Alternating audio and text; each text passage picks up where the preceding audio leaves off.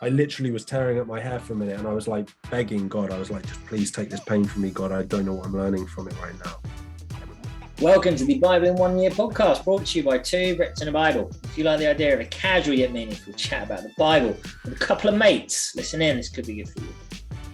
Today's day 160, covering Job 29, 30 and 31. If you need a brief overview of those chapters, they're in the description.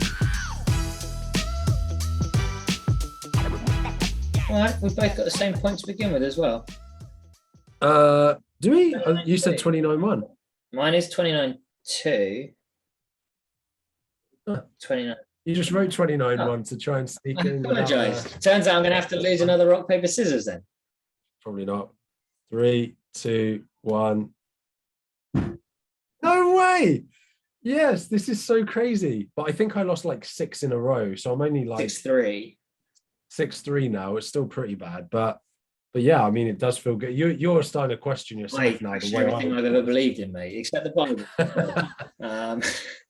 Yeah, some things you believed in, but not. Anyway, so so it starts with a little anecdote from me, really. So Job says, this might be a couple minutes, honestly. How I long for the months gone by, for the days when God watched over me. And I just said, some seasons it really can feel very much like that. And you sort of romanticize about previous seasons where you feel so connected with God, and you're in a season where you feel less so, right? And you can work at it really hard and sometimes still feel like you're not making much progress. And I've recently been in a bit of a season like that. Like, I feel sometimes that I'm trying to get in the word. Obviously, we do the podcast. I've been a member of a small group, although I have stepped back from that just for the next few weeks for various reasons. Obviously, attend church, praying, etc. But you just feel like you're going through the motions a little bit. And I think part of it is because I was in a lot of pain, especially recently. I'm still not fully recovered, but like I've been really ill. And it was actually harder. The illness I had, whatever it was, like some flu, cold, virus thing, honestly, it was harder to get over for me than COVID was. I had more pain. And that actually links to the next. I'm burning out all of my verses immediately, I'm afraid, but it links to something that said in Job 30, verse 20, I cry out to you, God, but you do not answer me. I stand up, but you merely look at me. And again, that's not true. God is always speaking to us and he's always working in ways to be with us. But sometimes it feels like that because we can be impatient and it can take a long time because it's his timing, not ours. And it did feel like that. There was one low point where when I was really at the worst of my illness, and one of the worst symptoms I had was ice pick headache. So it literally felt like there were just ice picks stabbing into my brain through both eyes. I could barely sleep. I could barely eat. I had a big fever of like 101, 102, even with Tylenol or paracetamol, as we Brits actually call it. And this is pretty extreme, a little bit extreme maybe. But I remember I was in so much pain at one point, I literally tore up my hair. It talks about a lot of them like tear their clothes and tear their hair and stuff. I literally was tearing up my hair for a minute and I was like begging God. I was like, just please take this pain from me, God. I don't know what I'm learning from it right now. But now I'm out of it. And I do understand a little bit that came from it. It taught me a little bit of patience. And it also taught me to rely even more on him because I was relying on other stuff. Anyway, I'm going to leave it there because that was a few minutes. But, I've actually done a pretty good job of contributing considering how few points I had. It was a few minutes, but it was good. Thank you, man. Yeah, man, that's heavy, dude. It's the point that I made from way back when I lost another rock, paper, scissors, was basically this whole thing of like, how I long for months gone by, etc. And it was it's not why, but it's the how can you teach me while I'm here? What can you teach me while I'm in this stage? Like asking God, why am I in this point? Okay, that's fairly irrelevant. You are there, so why does it matter why you're there? But what can you teach me while I'm here? It kind of reminds me, you mentioned a buddy of yours who'd been through some real crap and then was kind of starting to get through the up and up and learning to embrace the track he was in. Yeah. Mm-hmm.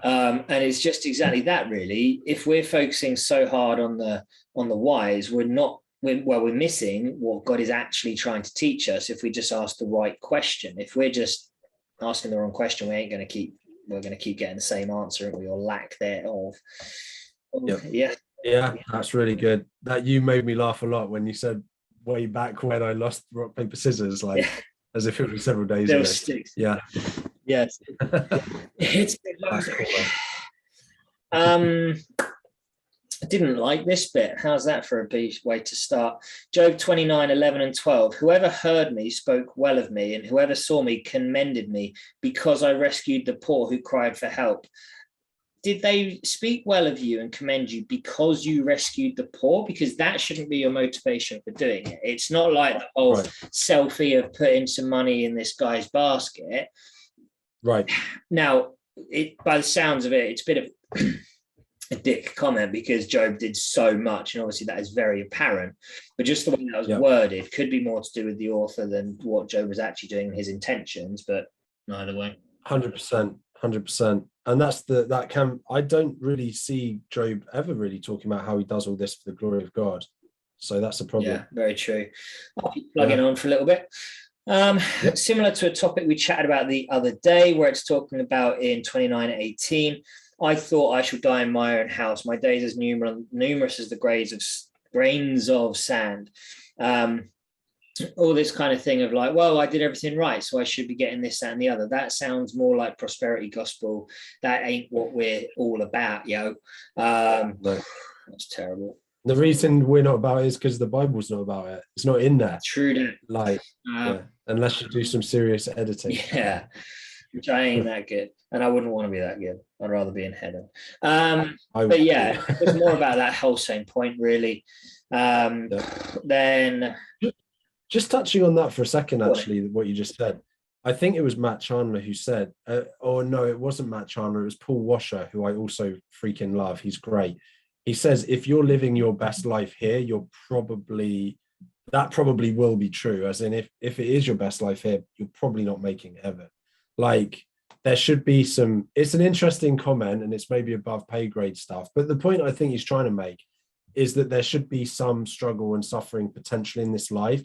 You shouldn't be doing everything to glorify yourself and to build up your own wealth. Yeah. Because that doesn't sound like the fruits of someone who's saved. Yeah.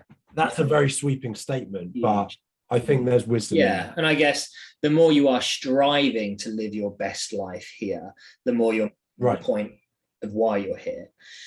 Exactly. So yeah, valid point. Like, it was discussion inducing.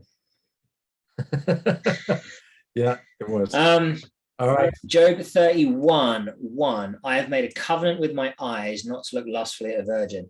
This, I think, was in the Every Man's Battle book, and it is a fantastic concept of making a covenant with your eyes. It's something that you need to keep doing, keep renewing, and keep doing. Say that word again, why don't we?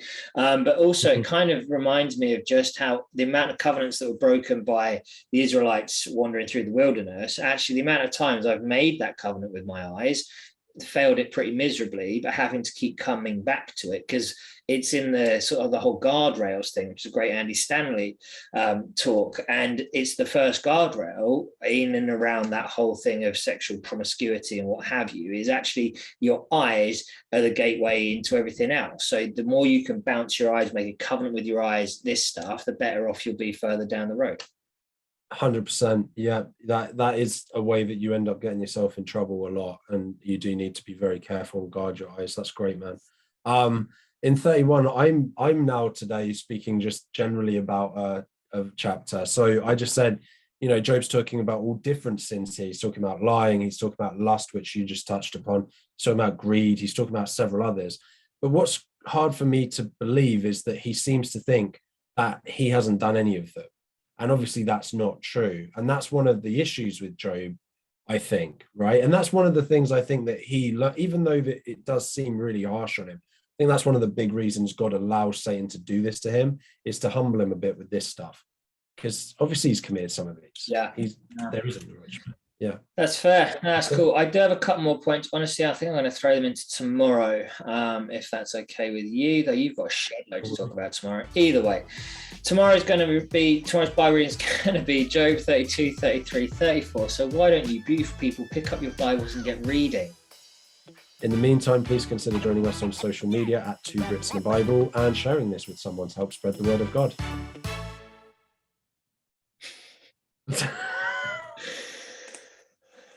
End the call.